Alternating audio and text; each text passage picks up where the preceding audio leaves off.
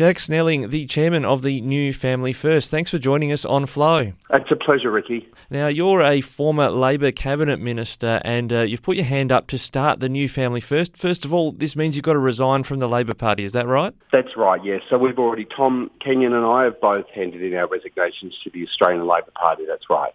And what is your reason for starting Family First all over again? It's a political brand that was well known in the state, held seats in the state parliament. Why are you getting it going again? Because we think it was a mistake to ever fold it up. We think that it was a great brand. It was a well-trusted brand. It was a very successful minor political party for a long time. And to give that up, I think, was a terrible mistake.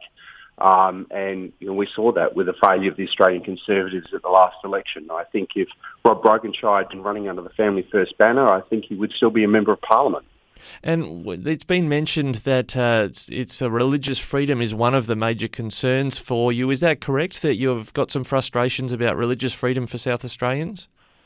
Ricky, that's what has prompted Tom and me to take a very difficult decision to quit the party that we've been members of for all our adult lives, because we see this as the biggest issue facing our state and our country in the next decade.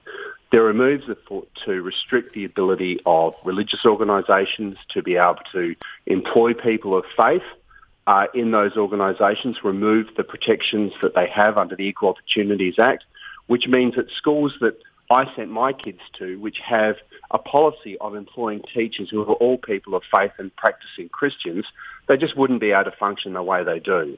And the reason my wife and I chose to send our children to Christian schools was because that Christian culture permeated the whole environment of the school and is critical to the transmission of the faith to our kids. And I don't want to see that watered down. I don't want to see that lost. And that's what's being proposed by this state government at the moment. Now, the Family First Party, when it was started by former Pentecostal pastor Andrew Evans, who had his Influences church that he was involved in Adelaide. Is it going to be a faith-based party? You've flagged religious freedom as a major cause for making this move. We would expect that a lot of people of faith are going to support the party, and not only people of Christian faith. This is an issue that affects Sikhs, Buddhists, Muslims, Jews. All people of faith and their schools are going to be affected by these changes to the equal opportunity legislation in South Australia. So, yes, it's obviously going to draw people of both Christian and other faiths to it and get a lot of support. But we're not a Christian party as such, but we do believe very strongly in religious freedom, and we think that we'll get a lot of support from people of all faiths. And has one of the catalysts also been some changes when it comes to, I guess, pro-life concerns? Abortion and euthanasia laws have happened. They've changed under the Marshall government.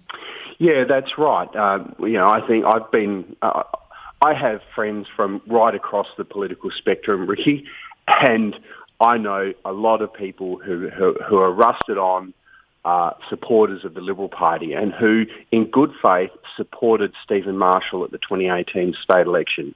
And they come to me scratching their heads and saying, when I supported Stephen Marshall, I didn't know I was supporting abortion up to birth legislation. I didn't know I was supporting euthanasia legislation.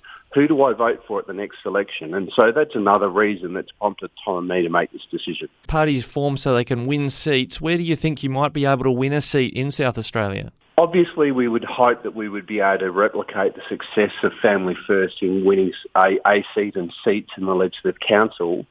We haven't got down to the specifics in the lower house. We want to contest all 47 lower house seats if we're able to find appropriate candidates to do that. And we will have to see how that goes. But certainly our priority would be to attempt to get a person elected or persons elected into the Legislative Council. We think that's where our best shot is. And can we clarify where you stand on preferences? I know it's very early days, the story's only breaking this week, but will you have a position of preferencing candidates in individual seats in those 47 lower house seats you run in? That's exactly right. We've made a decision that we will not enter into a preference deal with either of the major political parties. We don't think that's the way we can make our influence felt. We're going to be making individual decisions on individual seats and individual candidates. So we'll look at the policies and track record of candidates in each of the candidates in the 47 seats, and we'll make the preference decisions according to that. One seat where those preferences could be quite determinative in our regional areas is between Dan van Hulst-Pellekaan in Stuart and Jeff Brock, who's going to have to run for Stuart because he's following Port Pirie into that electorate. How would you see those two candidates at this point in time? I'm not in a position to be drawn on individual seats. I know the other media tried to get me to do that with about Sam Dulak and Waite. I'm just not in a position at this stage to be saying which individuals we be preferencing. The Australian Family Party, we spoke with Bob Day recently. Is it going to be a situation where there's a bit of confusion if they're running with their name on the ballot paper and Family First is on the ballot paper as well? Is that going to split the vote between two fairly similar parties? You're looking on a ballot paper, you'll have Australian Family Party and Family First. Is that going to split that vote or create confusion for voters? Look, we'll need to manage that. I've known Bob for a long time. We've got a cordial relationship, a good working relationship. We'll work closely together. We'll try and ensure that any confusion is limited, and look, the last thing that our movement can afford at the moment is to have our votes split. So we'll be looking to cooperate as much as we can with the Australian Family Party. We think the last thing that we need at the moment, or people of faith need, with attacks on our freedoms left, right and centre, we can't afford to be divided. We need to be united. So look, we'll work closely with the Australian Family Party, and I'll work closely with Bob. When might we see some more policies announced by the new Family First? I'm thinking you're a former health minister, for instance. There might be some particular focus for our country listeners about the state of country health services. Yeah, we'll have more to say about policies over the next few months. Obviously, it's a lot. We've still got 8 months to go before the next state election.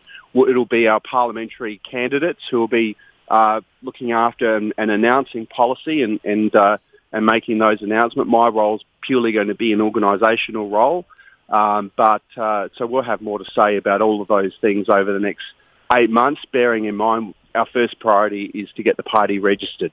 Yeah, just to clarify that, you say it's an organisational role. You're not going to be the upper house candidate then? I don't anticipate that, no. I'm not getting involved in this to try and resurrect a political career for myself. This is about trying to get a good outcome, trying to get a better protection for religious freedom in this state. And I think my best role I can play in that is in an organisational capacity, and so that's what I expect I'll be doing. Jack Snelling, the chair of the New Family First, thanks for joining us on the Flow Network today. Pleasure, Ricky.